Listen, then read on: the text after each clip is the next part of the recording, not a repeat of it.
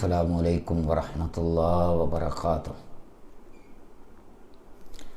ان الحمد للہ والصلاة والسلام علی رسول اللہ، اما بعد فاعوذ باللہ السمیع العلیم من الشیطان الرجیم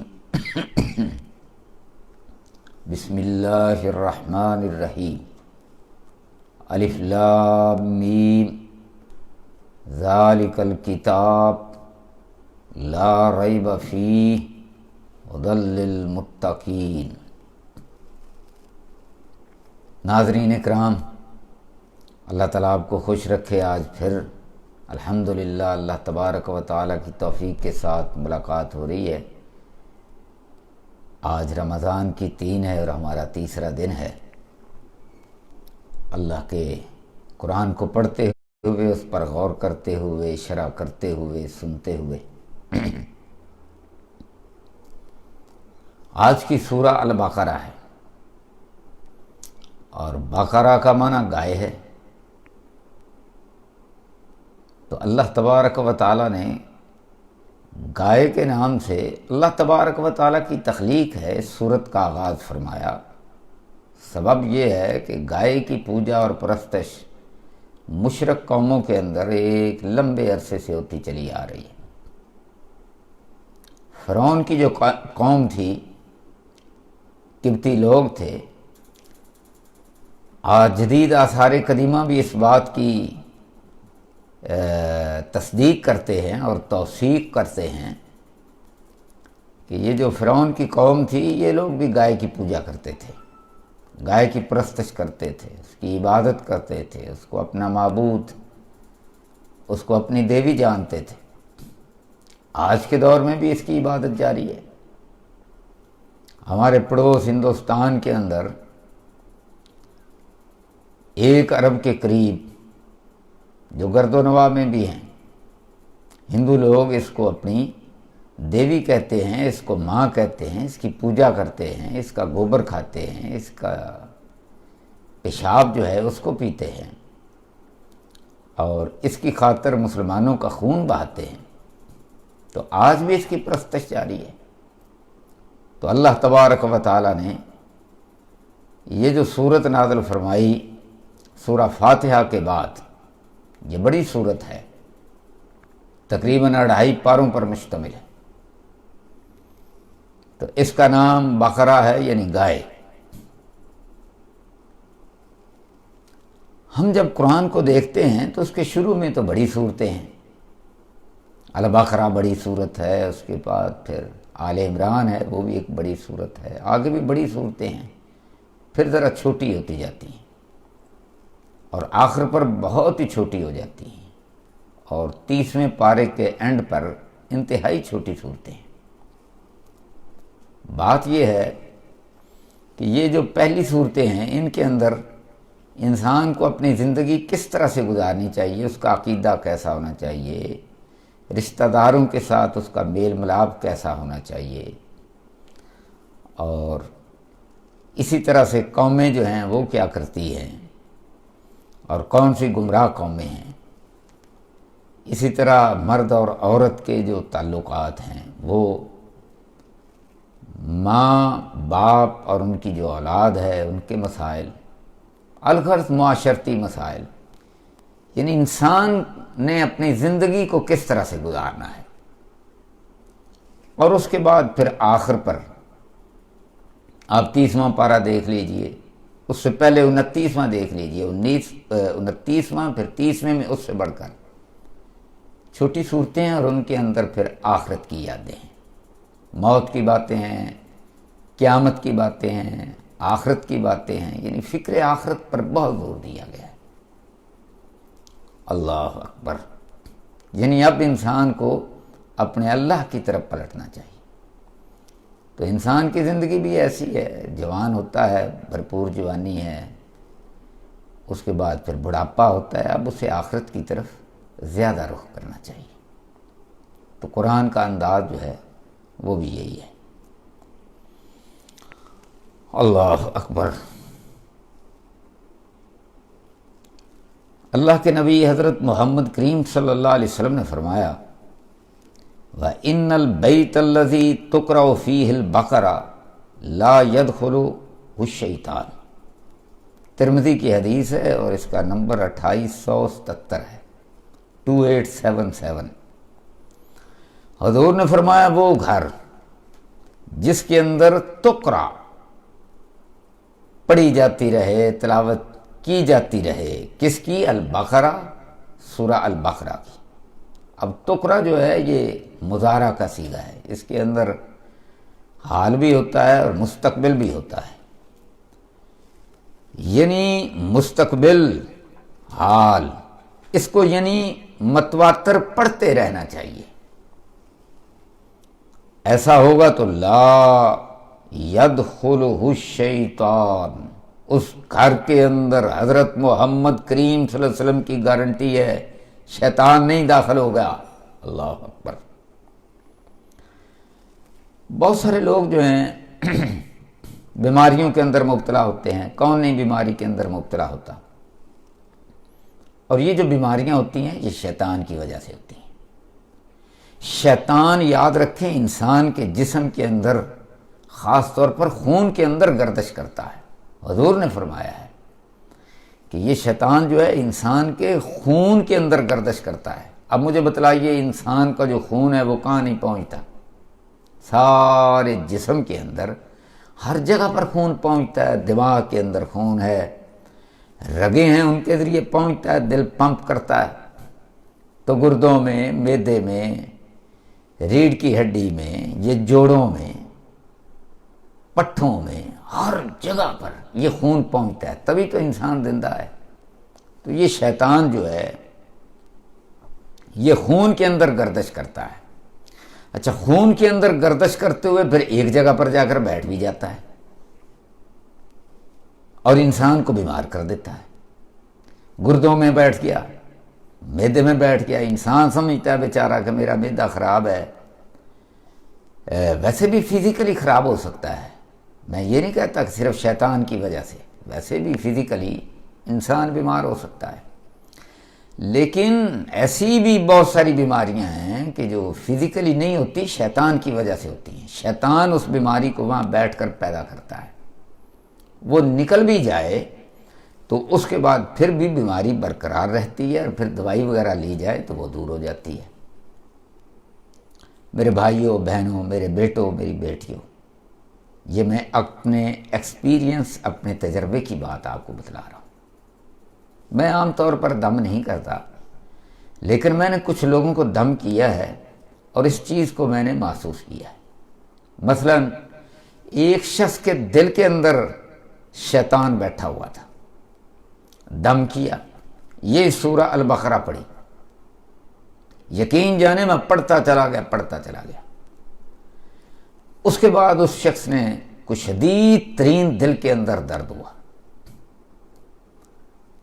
اور اس نے کہا کہ شیخ صاحب مجھے دل کے اندر اتنی تکلیف ہو رہی ہے جیسے باریک سی سوئی دل کے اندر چبھ رہی ہے، اور اس کا چبھنا شدید ہوتا گیا، بہت درد ہو گئی، وہ رونے لگ گیا۔ میں نے کہا اس کو چبھنے دو، حتیٰ کہ اس سوئی کی درد جو ہے وہ پھر دل سے پھیل کر پورے سینے کے اندر پھیل گئی اور پھر کم ہو گئی۔ یعنی شیطان جو ہے اس کا جو ارتکاز ایک جگہ پر تھا وہ ختم ہو گیا، اور پھر اس کے بعد پڑھتے رہے اور پھر وہ دفع ہو گیا، نکل گیا۔ اسی طرح سے یہ پٹھے جو ہیں، یہ انسان کے خاص طور پر یہ جو کندھے ہیں، یہ پیچھے کی طرف یہاں بیٹھ جاتا ہے، اور پھر جہاں بیٹھ جاتا ہے انسان کہتا ہے آئے میرے کندھے گئے، میرا یہ پیچھلا برا حال ہو گیا، ہوتا ہے وہاں شیطان۔ تو سورہ البقرہ پڑھی جائے تو ایک بار درد بڑھے گا، پھر پھیلے گا، پھر ختم ہو جائے گا۔ اچھا، بعض لوگوں کو پھر اس طرح سے ہوتا ہے، اچھا آنکھوں میں بھی بیٹھ جاتا ہے، دماغ کے اندر بھی بیٹھ جاتا ہے، مختلف جگہوں پر بیٹھتا ہے، خون میں جو چلتا ہے، اور حضور نے فرمایا، صحیح حدیث ہے۔ اللہ اکبر، اللہ کے نبی صلی اللہ علیہ وسلم نے دم بھی کیا ہے، شیطان کو بھگایا بھی ہے، دشمن ہے انسان کا۔ اور اللہ کے نبی حضرت محمد کریم صلی اللہ علیہ وسلم فرماتے ہیں کہ جس گھر کے اندر یہ البقرہ پڑھ لی جائے اس کے اندر شیطان داخل نہیں ہوگا۔ گارنٹی کون دے رہے ہیں؟ حضرت محمد کریم صلی اللہ علیہ وسلم۔ ایک اور بھی آپ کو نشان اس کا بتلا دوں، آپ سورہ البقرہ پڑھیں لیکن توجہ کے ساتھ، جتنا ارتکاز ہوگا، جتنی توجہ ہوگی، اتنا فائدہ زیادہ ہوگا۔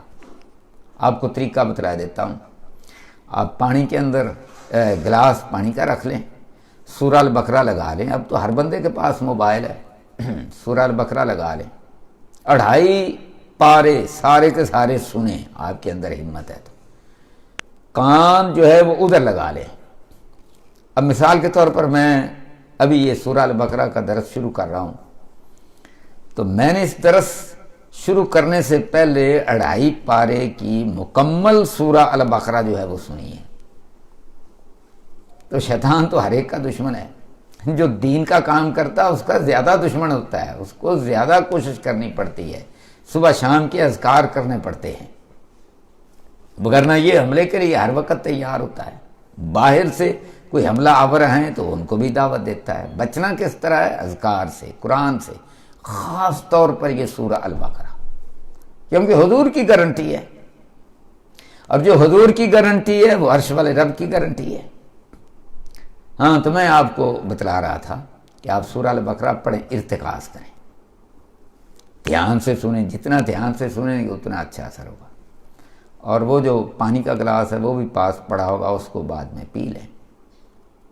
پانی کو پئیں گے تو وہ لاملہ خون کے اندر شامل ہوگا، اور شیطان جو ہے اس کے لیے مشکل پیدا ہوگی، اندر ٹھہرنا مشکل ہوگا۔ ٹھہرے گا تو بڑا رو رو کر تکلیف کے ساتھ کوڑے پڑیں گے اس کو۔ قرآن میں جہاں عذاب کی آیت آتی ہے وہاں اس کا بڑا برا حال ہوتا ہے۔ اور اچھا، ایک اس کی اور بھی نشانی ہے، آپ جب اس طرح سے سنیں گے تو آپ کی آنکھوں سے آنسو جاری ہو جائیں گے، گھبراہٹ بھی ہو سکتی ہے، لیکن اس سے گھبرائیں نہیں۔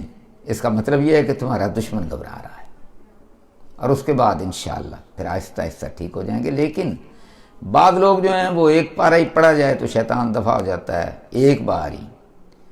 بعض جو ہیں 2 پارے پڑھے جائیں تو بس ختم۔ کوئی جو ہیں وہ پورے 2.5 پارے پڑھ لیے جائیں سورہ البقرہ تو ہمیشہ کے لیے دفع ہو گیا۔ لیکن بعض ایسے خبیث ترین ہوتے ہیں اور بڑے لیچڑ قسم کے ہوتے ہیں، جادو بڑا شدید قسم کا ہوتا ہے، اور گرا دے کر ان کو یہاں پھر ان کا شیطان کا جو بڑا ہوتا ہے اس کو دل کے اندر یا دماغ کے اندر یا کہیں اس کو باندھ بھی دیتا ہے، تو وہ نکل بھی نہیں سکتا، یا نکلے گا تو پچھلے ماریں گے۔ تو ایسا اگر معاملہ ہو تو پھر متواتر یہ سورہ البقرہ 10 دن بھی، 20 دن بھی، مہینہ بھی، کئی مہینے بھی لگ سکتے ہیں اس شیطان کو دفع کرنے کے لیے۔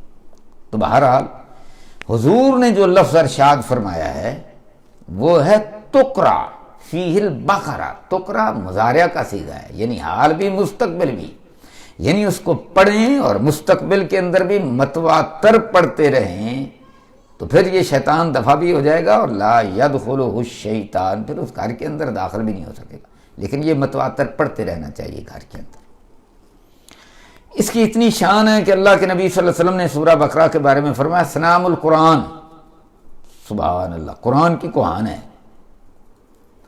جس طرح اونٹ نہیں ہوتا، اونٹ کی کوہان ہوتی ہے، اس کے سارے اعضاء سے سب سے اوپر اور بلند چیز جو ہوتی ہے وہ کوہان ہوتی ہے، یعنی قرآن میں سب سے اونچی، سب سے اعلیٰ، سب سے عظیم ترین سورت قرآن کی حضرت محمد کریم صلی اللہ علیہ وسلم فرماتے ہیں، اور اس حدیث کو شیخ ناصر الدین البانی رحمۃ اللہ علیہ سلسلۃ الاحادیث الصحیحہ کے اندر لائے ہیں، اور نمبر اس کا ہے 588۔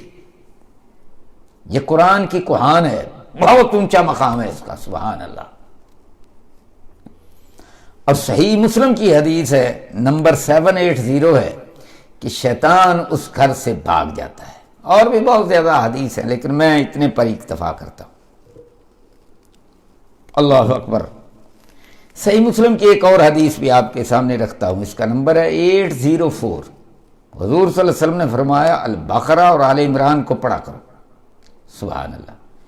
یہ دونوں صورتیں ایک جیسی ہے، اور ذہن میں رہے کہ البقرہ کے اندر جس طرح ہم نے پڑھا تھا نا، صراط الذین انعمت علیہم غیر المغضوب علیہم ولا الضالین، مغضوب سے مراد یہودی اور الضالین سے مراد نصارہ، تو البقرہ کے اندر جو زیادہ مضمون ہے وہ یہودیوں سے متعلق ہے، کیونکہ یہودی مدینہ میں آباد تھے۔ یہ سورت بھی مدنی ہے، اور یہ آباد اسی وجہ سے تھے، 3 ان کے قبیلے تھے، یہ اس وجہ سے آباد تھے کہ ان کے بڑوں نے انہیں یہاں آباد کیا تھا کہ ایک آخری نبی آئیں گے اور وہ یہ ان کا مقام ہجرت ہے اور اسی جگہ آئیں گے۔ ان کی خواہش یہ تھی، نیک لوگ تھے، وہ مسلمان تھے، ان کی خواہش یہ تھی کہ ہم اپنی اولادوں کو یہاں بسا دیں تاکہ جب وہ آخری پیغمبر آئیں تو یہ فوراً ان پر ایمان لے آئیں۔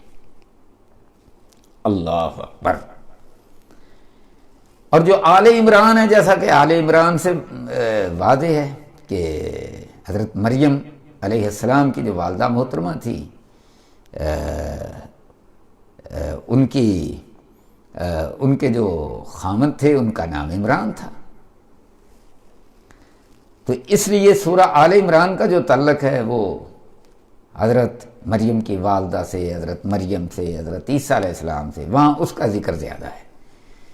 تو گویا یہ جڑواں صورتیں ہیں۔ البقرہ کے اندر زیادہ یہودیوں کا ذکر ہے، آل عمران کے اندر نصارہ کا ذکر ہے، اور ساتھ ساتھ البقرہ میں بھی کہیں کہیں عیسائیوں کا ذکر آ جاتا ہے کم، لیکن آل عمران میں بھی یہود کا ذکر آ جاتا ہے لیکن کم۔ ساتھ ساتھ مسلمانوں کو نصیحتیں کی گئی ہیں،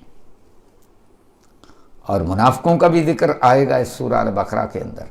تو یہ بڑی جامع قسم کی صورتیں ہیں۔ اللہ اکبر۔ انسان سیدھا راستہ مانگتا ہے نا تو پھر اللہ تعالیٰ اس کے سامنے راستے رکھتا ہے کہ ان دونوں کے راستے سے بچنا ہے، اس لیے پہلے البقرہ اور آل عمران۔ تو حضور صلی اللہ علیہ وسلم نے فرمایا کہ ان کو پڑھا کرو، کیونکہ قیامت کے دن، اللہ اکبر، جب قیامت کا دن ہوگا تو انسان قبر سے اٹھے گا تو حضور صلی اللہ علیہ وسلم کا فرمان ہے کہ یہ دو الزہراوین، اللہ اکبر، بڑی چمکدار، شاندار، خوبصورت، حسین و جمیل شکل کے اندر یہ دونوں صورتیں، اور کس طرح سے آئیں گی؟ حضور نے فرمایا جس طرح ایک سائبان نہیں ہوتا، بادل کا سائبان یا پرندوں کا ایک جھنڈ، اور وہ جناب اڑتے ہوئے پرواز کرتے ہوئے فضا کے اندر آئیں، تو یہ دونوں صورتیں اس طرح سے اڑتی ہوئی پرواز کرتی ہوئی آئیں گی۔ ادھر یہ اپنی قبر سے اٹھے گا اور وہ حسین، خوبصورت، نورانیت، سبحان اللہ،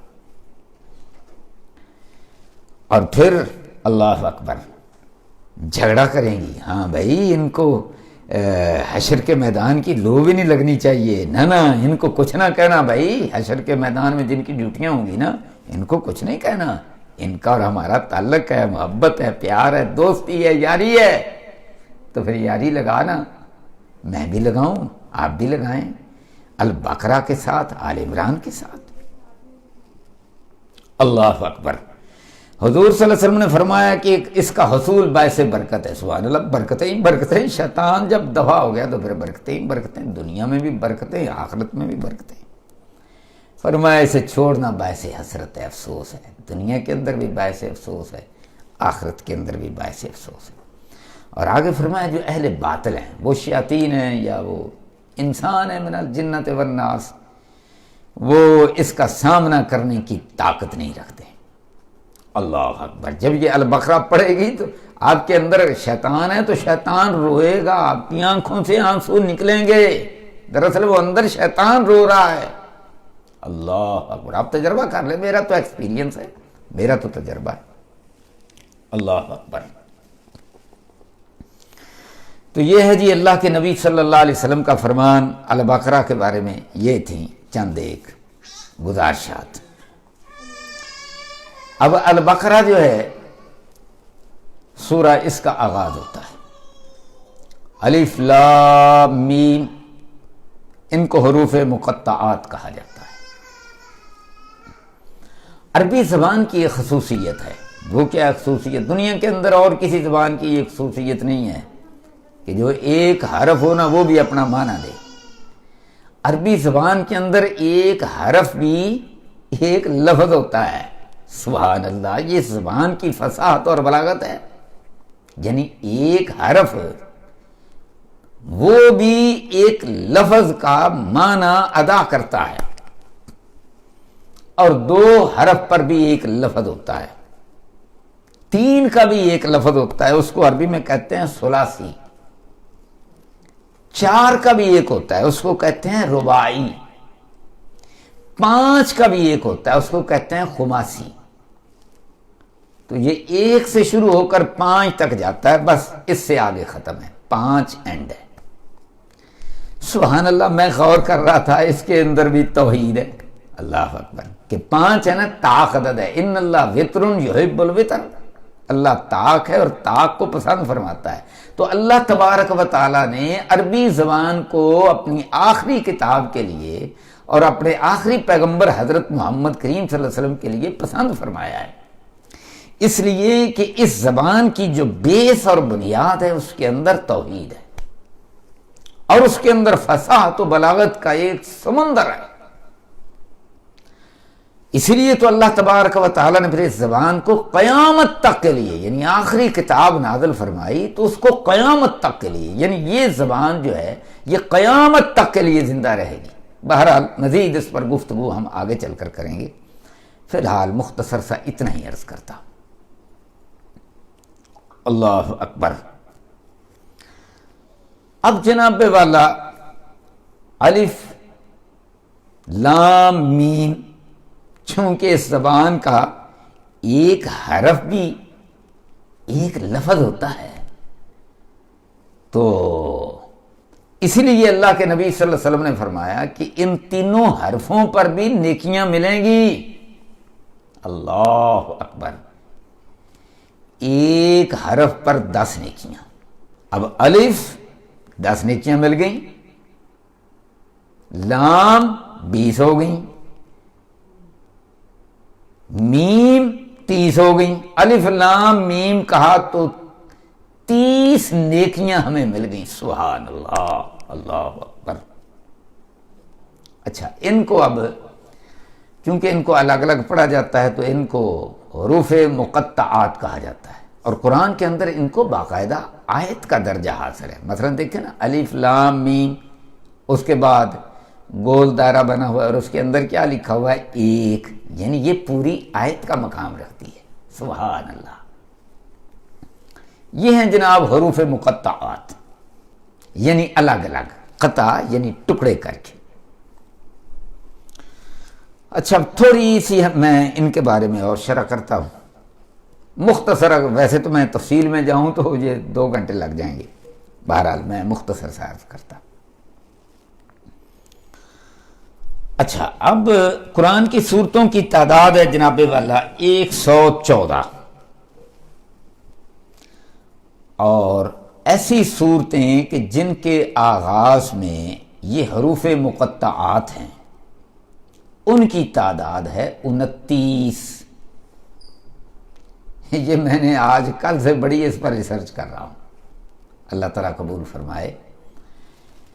اللہ اکبر۔ اور وہ صورتیں جن کا حروف مقطعات کے بغیر آغاز ہوا ہے ان کی تعداد ہے 85، 85 اور 29 کو جمع کریں تو 114۔ اب جن کے شروع میں حروف مقطعات آئے ہیں وہ میں نے 29 صورتیں دیکھی ہیں، ساری کی ساری ما سوائے 2 کے، جو ساری کی ساری ہیں ان کے شروع میں اللہ تبارک و تعالیٰ نے کتاب کا ذکر فرمایا ہے کہ میرے پیارے نبی، ہم نے آپ کی طرف یہ کتاب نازل فرمائی ہے۔ 2-4 جگہ پر وحی کا بھی ذکر آیا، قرآن کا بھی ذکر آیا، زیادہ تر کتاب کا ذکر آیا۔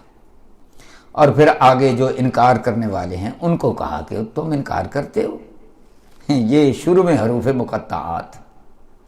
مطلب یہ ہے، حافظ ابن کثیر رحمۃ اللہ علیہ بھی اس بات کو لائے، مطلب یہ ہے کہ یہ جو ہے الف ہے، میم ہے، لام ہے، باقی جو حروف ہیں، الف لام را ہے، الف لام میم صاد ہے، قافا یا عین صاد ہے، یہ جو ہیں، اور یہ حروف مقطعات بھی 1 سے لے کر 5 تک آئے ہیں۔ مثال کے طور پر نون 1 حرف ہے، 2 بھی آئے ہیں، 3 بھی آئے ہیں، 4 بھی آئے ہیں، اور 5 تک جو آئے ہیں تو 5 کی مثال جو ہے وہ ہے قاف، ہا، یا، عین، صاد۔ اللہ اکبر۔ عربی کی جو بیس ہے وہ بھی 1 حرف سے لے کر 5 تک، اور جو یہ حروف مقطعات آئے ہیں یہ بھی 1 سے لے کر 5 تک۔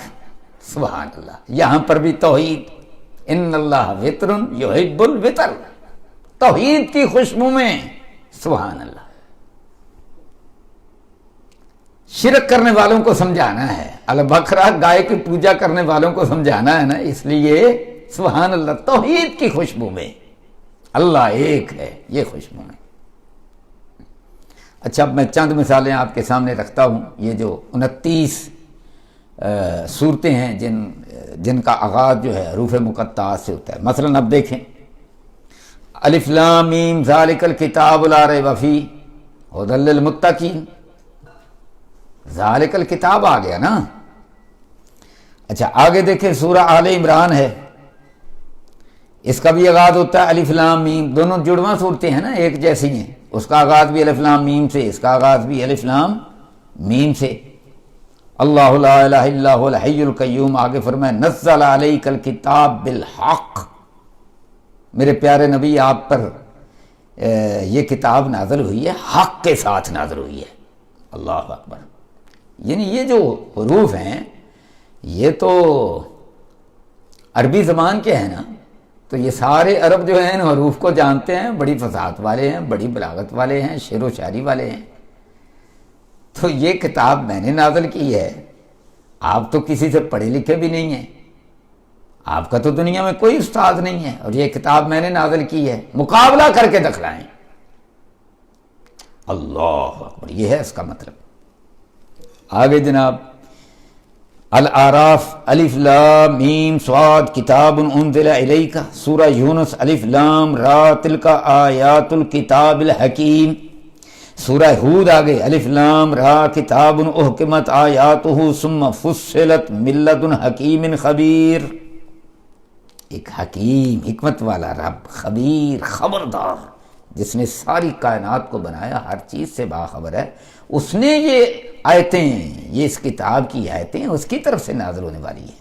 سورہ یوسف تلک آیات الکتاب المبین، الرعد تلک آیات الکتاب، ابراہیم کتاب انزلناہ، اللہ اکبر، لتخرج الناس من الظلمات الی النور، الغرض، آگے چلتے چلے جائیں سب۔ اچھا، اس میں سے صرف 2 صورتوں کا استثناء ہے، ایک تو العنکبوت ہے، اس کے اندر مسلمانوں کو بتلایا گیا کہ کیا تم خیال کرتے ہو ایسے ہی چھوڑ دیے جاؤ گے، تم نے کہا ہم ایمان لے آئے، وَهُمْ لَا يُفْتَنُونَ، تو پھر اس کے بعد آزمائش نہیں ہوگی، آزمائش تو ہوگی، چونکہ یہاں سورہ العنکبوت میں آغاز کے اندر ہی مومنوں کا ذکر ہے۔ اللہ اکبر۔ تو آگے پھر اور شروع میں حروف مقطعات ہیں، الف لام میم ہے، تو یہ ایسی صورت ہے کہ اس کے اندر وہ آگے کتاب کا ذکر نہیں ہوا، مشرکوں کا ذکر نہیں ہوا، ایک یہ استثناء ہے۔ دوسرا استثناء جو ہے وہ بھی الف لام میم سے ہی ہے، یہ سورہ روم ہے، غلبت الروم، یہ رومی جو ہے مغلوب ہو گئے، قرآن نے کہا کہ یہ عنقریب غالب آئیں گے، وعد اللہ، اللہ کا وعدہ ہے، اور اللہ تعالیٰ اپنے وعدے کی خلاف ورزی نہیں کرتا، اس میں یعنی یہ ایک ہسٹوریکل چیز ہے، اور بتلایا کہ یہ قرآن سچ ہو کر رہے گا۔ تو یہ 29 صورتوں کے اندر صرف ان 2 صورتوں کا استثناء ہے۔ اسی طرح سے جو 85 صورتیں ہیں جن کا آغاز حروف مقطعات کے بغیر نہیں ہے، تو ان کے اندر سورہ فرقان اس کا استثناء ہے کہ اس کے شروع میں حروف مقطعات میں سے کوئی نہیں ہے، مگر اس کا جو آغاز ہے وہ ہے تبارک الذی نزل الفرقان علی عبدہ لیکون للعالمین نذیرا، اور آگے پھر کافروں نے الزام لگایا کہ حضرت محمد کریم صلی اللہ علیہ وسلم نے اس قرآن کو خود گھڑ لیا ہے۔ تو یہ استثناء ہیں۔ تو 29 صورتوں میں سے یعنی بیشتر وہ اصول وہی ہے جو میں نے آپ کو بتلایا، اور جو 85 صورتیں ہیں سوائے فرقان کے، ان سب کے جو آغاز ہے اس کا آغاز ان کا ایسا نہیں ہے جیسا آغاز ان کا ہے جن کے شروع میں یہ حروف مقطعات آتے ہیں۔ تو یہ میں بتلا اس لیے رہا ہوں کہ ثابت یہ ہوا کہ اللہ تبارک و تعالیٰ نے یہ حروف مقطعات لا کر آگے فرمایا کہ یہ آیتیں ہیں اللہ تبارک و تعالیٰ کی طرف سے، یہ کتاب ہے اللہ تعالیٰ کی طرف سے، یہ وحی ہے اللہ تعالیٰ کی طرف سے، اور 2-3 جگہ پر حضرت محمد کریم صلی اللہ علیہ وسلم کا ذکر کیا کہ وہ میرے پیارے نبی ہیں، جس طرح سورہ یاسین یاسین والقرآن الحکیم انک لمن المرسلین۔ تو قرآن کی تصدیق، حضرت محمد کریم صلی اللہ علیہ وسلم کی تصدیق، اور کافر جو جھٹلاتے تھے پھر ان کا رد، اللہ اکبر۔ تو یہ گویا ایک چیلنج ہے کہ بھئی یہ حروف تو وہی ہیں، اللہ اکبر۔ تو یہ قرآن اتنی عظیم کتاب، لاؤ کرو اس کا مقابلہ، اور آج تک نہیں ہو سکا مقابلہ۔ تو یہ جناب ایک ریسرچ تھی جو میں نے آپ کے سامنے یہ پیش کی ہے، اللہ اکبر۔ اب آتے ہیں ہم قرآن کی طرف، سبحان اللہ۔ تو اللہ تبارک و تعالی آغاز فرماتے ہیں، اعوذ باللہ من الشیطان الرجیم، بسم اللہ الرحمن الرحیم، الف لام میم، ذالک الکتاب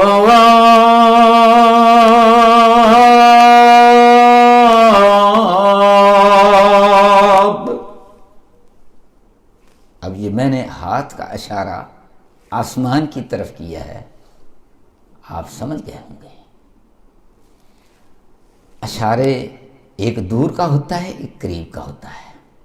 عربی کے اندر بھی ایک اشارہ دور کا اس کو کہتے ہیں زالے کا، ایک اشارہ قریب کا اس کو کہتے ہیں ہاذا۔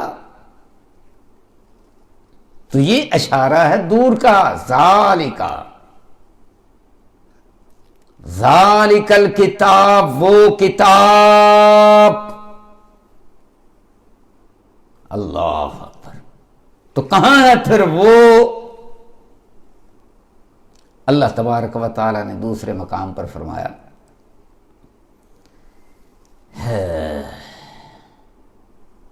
کہ یہ قرآن مجید جو ہے، بل ہوا قرآن مجید، سورہ بروج کے اندر، فی لوح محفوظ، بل ہوا، یہاں ہوا کہا، وہ یہ بھی بعید کے لیے ہے۔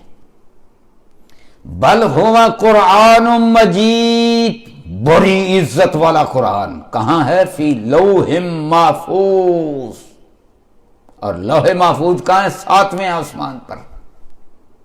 اللہ کا کمپیوٹر ہے، اسی لوح محفوظ سے حضرت ابراہیم علیہ السلام پر صحیفے آئے، باقی نبیوں پر کتابیں آئیں، اور حضرت موسیٰ علیہ السلام پر تورات آئی، حضرت داؤد علیہ السلام پر زبور آئی، اور حضرت عیسیٰ علیہ السلام پر انجیل آئی۔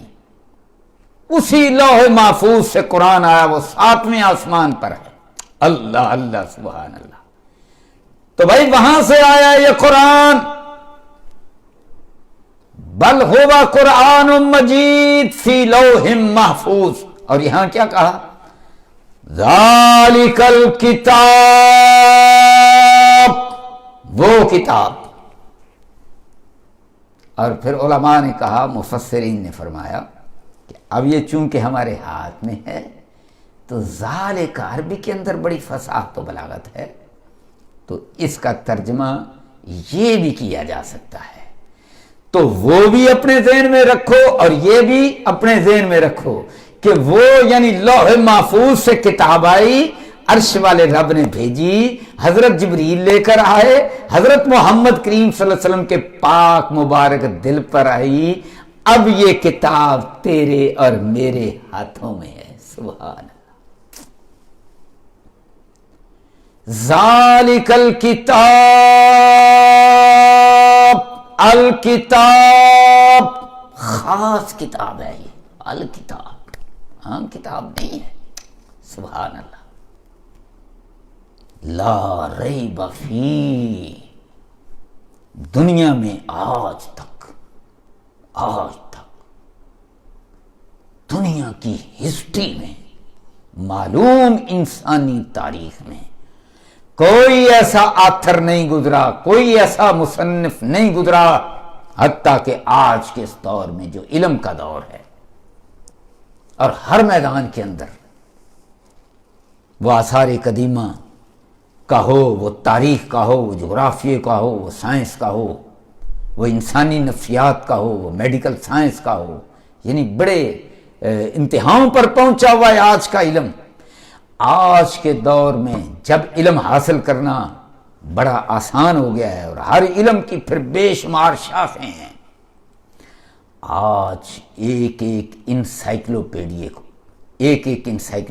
کو 300 بڑے بڑے پی ایچ ڈی پروفیسر، ہر شعبے کے ماہرین کی ٹیم، اور وہ بہت ساری ٹیمیں ایک کتاب کو مرتب کر رہی ہیں، اور جو ایک کتاب کو مرتب کر رہی ہیں، پیارے قارئین سامعین، میں آپ کو بتلاؤں اللہ کی، وہ جب مرتب کرتے ہیں تو ہر سال پھر اس کو ریوائز کرتے ہیں، کہتے ہیں ریوائزڈ ایڈیشن۔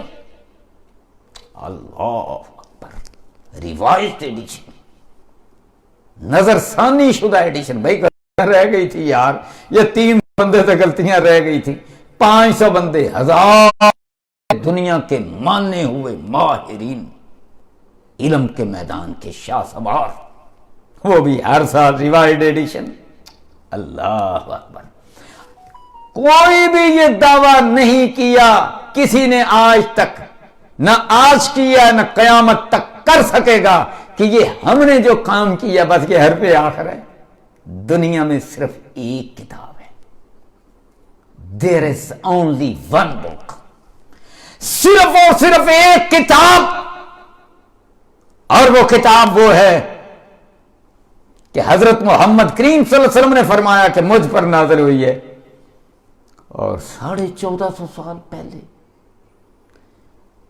اور پرائمری اسکول تو دور کی بات ہے، آج کے دور میں یہ جس کو کہتے ہیں نا، ہمارے زمانے میں اس کو کہتے تھے کچی، پھر ہوتی تھی پکی، یعنی پہلی جماعت کے 2 حصے تھے، کچی پکی۔ اب کیا ہوتا ہے؟ پہلے ہوتا ہے نرسری، یعنی 2.5-3 سال کا بچہ۔ میں کہتا ہوں انہوں کا بس نہیں چلتا بغیر نہ جمے تے ادھر سکولے ساٹے ہوں۔ اللہ اکبر۔ پہلے جناب نرسری، پھر پریپ، پتہ نہیں پریپ کی بھی خدمہ، پریپ دی کتنی قسمیں ہوتی ہیں؟ 2 ایک ہی ہوتی ہے، پہلے نرسری پھر پریپ۔ اچھا نرسری کی 2 ہوتی ہیں، اچھا نرسری کی 2 ہوتی ہیں، پھر پریپ ہوتی ہے، پھر جا کر 3 سال پڑھے بچہ، پھر جا کر 1 شروع ہوتی ہے۔ اللہ اکبر۔ تو جناب مکے میں نہ نرسری تھی، نہ نرسری 1 تھی، نہ نرسری 2 تھی، نہ پریپ تھا، نہ 1 تھی، نہ 2 تھی، نہ 3، کخ بھی نہیں تھی۔ اور وہاں پر اللہ اللہ ایک یتیم بچہ، نامی اسم گرامی حضرت محمد کریم صلی اللہ علیہ وسلم، وہ اچانک فرماتے ہیں کہ مجھ پر ایک کتاب نازل ہوئی ہے، اور کیا فرماتے ہیں؟ ذالک الکتاب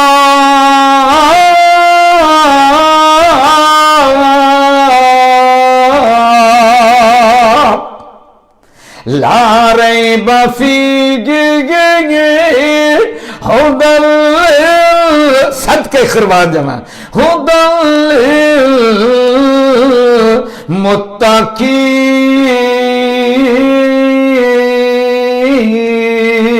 للمتقین۔ اس کتاب میں کوئی شک نہیں ہے، لا ریب فیہ، کوئی شک نہیں۔ اللہ ہر موضوع پر یہ کتاب بات کرتی ہے، اور بیسک موضوع جو ہے وہ ھدی للناس، لوگوں کی رہنمائی ہے۔ 1450 سال ہو گئے، سبحان اللہ، یہ کتاب رہنمائی کے منصب پر فائز ہے۔ سائنس ہے تو اس کی اصلاح یہاں سے ہوتی ہے، جغرافیہ تو اصلاح یہاں سے ہوتی ہے، اللہ اکبر، جہاں وہ غلطی کرتے ہیں اصلاح یہاں سے ہوتی ہے، بات چیزوں میں۔ قرآن نے جو کہا حرف آخر، سبحان اللہ، تو لا ریب فیہ، نفسیات کے بارے میں فرمایا تو حرف آخر، انسانی صحت کے بارے میں فرمایا تو حرف آخر، شہد کو شفا کہا تو حرف آخر، قرآن کو شفا کہا تو حرف آخر، جسمانی شفا بھی اور روحانی شفا بھی، اس لیے تو البقرہ شفائی شفا۔ اگر شیطان کی وجہ سے کوئی مرض ہے تو انشاءاللہ دل کا مرض ہے تو ٹھیک ہو جائے گا، معدے کا مرض ہے تو ٹھیک ہو جائے گا، اللہ اکبر، معدے چ بیٹھ جاندہ جا کے، تجربے ہیں۔ اللہ اکبر، ذالک الکتاب لا ریب فیہ ھدی للمتقین۔ آدھا گھنٹہ ہو گیا، 45 منٹ۔ اللہ اکبر۔ لو ناظرین کرام، مجھے بتلایا نہیں گیا، آدھا گھنٹہ بات کرنی تھی۔ باقی جناب کل انشاءاللہ، تو آج یہ میں نے آیت پڑھی ہے، لا ریب فیہ تک بات کی ہے، اگلی بات انشاءاللہ کل کروں گا۔ اب آپ کے سوالوں کے جواب ہیں۔ بہت بہت شکریہ اللہ تعالیٰ، یا اللہ ہمارے اس مجلس کے اندر سننے والے، سنانے والا، یا اللہ برکتیں نازل فرما۔ جس گھر کے اندر یہ درس ہو رہا ہے اور سنا جا رہا ہے، اس سارے گھر کو بابرکت فرما دے، کرونا سے بھی محفوظ فرما دے، شیطانوں سے بھی محفوظ فرما دے، صحت تندرستی کا مرکز بنا دے۔ وآخر دعوانا ان الحمدللہ رب العالمین۔ ایک یار وہ کل کا سوال تھا، وہ محترم نثار سلفی صاحب کا، وہ پتہ نہیں کدھر ہے۔ ہاں ہاں ہاں، آج تو ان کا سوال ہی نا اس میں شامل۔ اچھا، یہ جناب کل ایک سوال تھا، ہمارے بڑے پیارے ساتھی جان نثار سلفی صاحب، ہماری جان بھی ان پر نثار ہو، تو انہوں نے سنن ابی داؤد کی حدیث کے حوالے سے بات کی تھی۔ دراصل مجھے سمجھ نہیں لگ سکی، اللہ تعالیٰ معاف فرمائے، بندہ غلطی کرنے والا ہے۔ اچھا، تو ان کا جو سوال تھا وہ یہ تھا کہ جب بندہ اذان سنے تو اس کے ہاتھ میں برتن ہو، یعنی فجر کی اذان سحری کے وقت۔ میں نے وہ دوسرا مسئلہ سمجھ لیا کہ اذان ہو رہی ہو، کوئی بھی ہو، یا جماعت کھڑی ہو تو کھانا تیار ہے، تو میں وہ ادھر چلا گیا۔ تو مجھے یہ بہرحال وہ مسئلہ جو میں نے بیان کیا وہ اپنی جگہ پر ٹھیک ہے، لیکن محترم جان سار سلفی صاحب جو ہیں ان کا مطلب اور تھا، تو میں ان کا مطلب نہیں سمجھ سکا۔ وہ بالکل ٹھیک ہے، مجھ سے غلطی ہوئی، اللہ تعالیٰ معاف فرمائے۔ تو یہ ہے کہ جب کوئی اذان سنے تو برتن اس کے ہاتھ میں ہو تو وہ اس وقت تک اس برتن کو نہ رکھے جب تک وہ اس میں سے اپنی یعنی ضرورت کھانے کی جو ہے وہ پوری نہ کر لے۔ ہاں، تو یہ بالکل ٹھیک ہے، اذان ہو رہی ہے اور کھانا کھا رہا ہے بندہ تو اپنا کھانا جو ہے وہ پورا کر لے، جو پی رہا ہے وہ پورا کر لے۔ تو یہ اسلام تو جناب بڑا آسان ہے، اللہ تعالیٰ خوش رکھے۔ تو یہ گزارش تھی، میں نے وضاحت کر دی۔ تو یہ آج جناب جو سوال ہے سب سے پہلا وہ ہے جناب محترم آصف خان نیازی صاحب کا۔ وہ فرماتے ہیں کہ ہم پولیس میں ہوتے ہیں اور دوران ڈیوٹی ہم نماز نہیں پڑھ سکتے، تو کیا جب ڈیوٹی ختم ہو تو کیا ہم اگلی نماز کے ساتھ اکٹھی نماز پڑھ سکتے ہیں؟ ہاں، آپ پڑھ سکتے ہیں۔ ویسے تو دو نمازیں جو ہیں وہ اکٹھی ہو سکتی ہیں، ظہر عصر جو ہے وہ اکٹھی کرنا یہ اللہ کے نبی صلی اللہ علیہ وسلم کی سنت ہے، اور اسی طرح سے مغرب اور عشاء جو ہے یہ بھی حضور صلی اللہ علیہ وسلم نے اکٹھی کی ہے، سفر میں بھی کی ہے، بارش وغیرہ کے موسم میں بھی اکٹھی کی ہے۔ تو بندہ اپنی ضرورت کے وقت کسی وقت بھی اکٹھی کر سکتا ہے۔ اسی طرح حضور صلی اللہ علیہ وسلم نے سارے دن کی نمازیں بھی، وہ مسئلہ ایسا بن گیا تھا کہ آپ صلی اللہ علیہ وسلم نہیں ادا کر سکے، ایسا وہ ضروری تھے مسائل، کوئی دشمن تھا، اس سے نمٹنا تھا، تو حضور صلی اللہ علیہ وسلم نے پھر سارے دن کی نمازیں بھی اکٹھی کر لیں۔ تو آپ کو ڈیوٹی ایسی سخت ہے کہ آپ ہل نہیں سکتے تو آپ اکٹھی کر سکتے ہیں. اسلام جو ہے وہ آسان ہے. اسی طرح چودھری افتخار صاحب کا اگلا سوال ان کا ہے. وہ فرماتے ہیں کہ کیا عشر زکوٰۃ، عشر جو ہے یہ تو ہوتا ہے ان پر، یہ اجناس پر اس کا عشر نکالتے ہیں، تو جو زکوٰۃ اپنے قریبی رشتہ دار کو دے سکتا ہے جس کی کروڑوں کی جائیداد ہے لیکن کوئی آمدنی ماہانہ نہیں ہے اور نہ کوئی روزگار ہے. اللہ اکبر.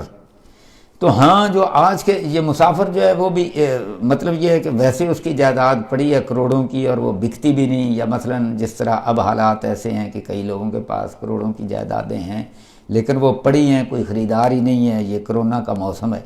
تو ایسی اگر حالت ہوتی ہے تو ایسی حالت کے اندر جو مسافر ہے وہ بھی کروڑوں پتی ہو تو وابن السبیل جو مسافر ہو اس پر بھی وہ لگ جاتی ہے، وہ ضرورت مند ہوتا ہے، سفر میں تو بیچارہ مسکین ہی ہوتا ہے. تو آج بھی جس کے پاس ایسی کوئی چیز نہیں ہے تو اس کی وہ خدمت کی جا سکتی ہے، اس کی مدد کی جا سکتی ہے. ہاں بعد میں اس کی جائیداد بک جائے تو پھر وہ امیر آدمی تو ہے، پھر وہ اللہ کا بندہ اپنی آمدن سے یہ جو اس نے زکوٰۃ کھائی ہے یہ بھی اور بھی بہت کچھ اللہ کی راہ میں وہ دے دے.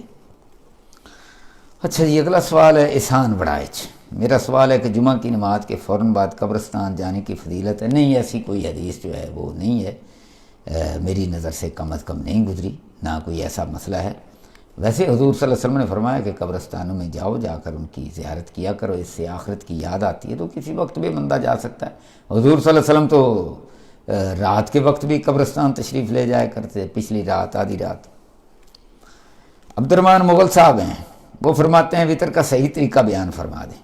دیکھیں وطر کا طریقہ جو ہے حضور صلی اللہ علیہ وسلم نے رمضان اور غیر رمضان میں 11 رکعت ہے جو ہے یہ تراویح پڑھی ہے.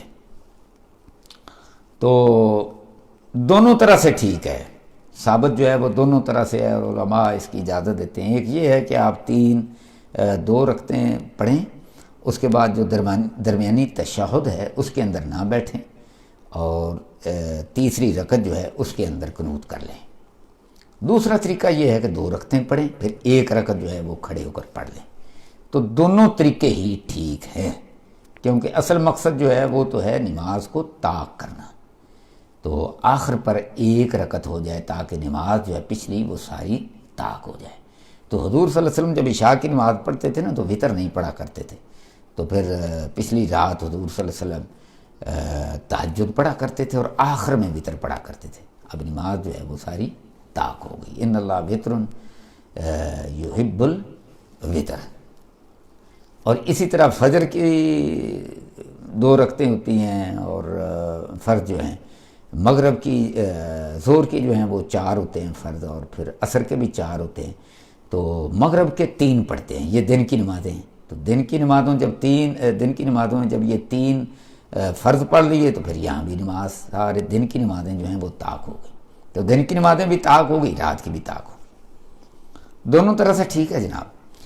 عرفان قدوس صاحب کہتے ہیں کہ گھر میں آن لائن جمعہ پڑھنے پر کیا 2 فرض پڑھیں گے یا 4 فرض؟ دیکھیں جب گھر میں آپ پڑھیں گے تو جمعہ تو آپ پڑھا رہے ہیں، گھر کے اندر آپ جمعہ پڑھا رہے ہیں، تو پھر یہ تو ویسے بھی مجبوری کے حالات ہیں، کرونا کے صورتحال ہے. تو آپ نے خطبہ دیا تو آپ 2 فرض ہی پڑھیں گے.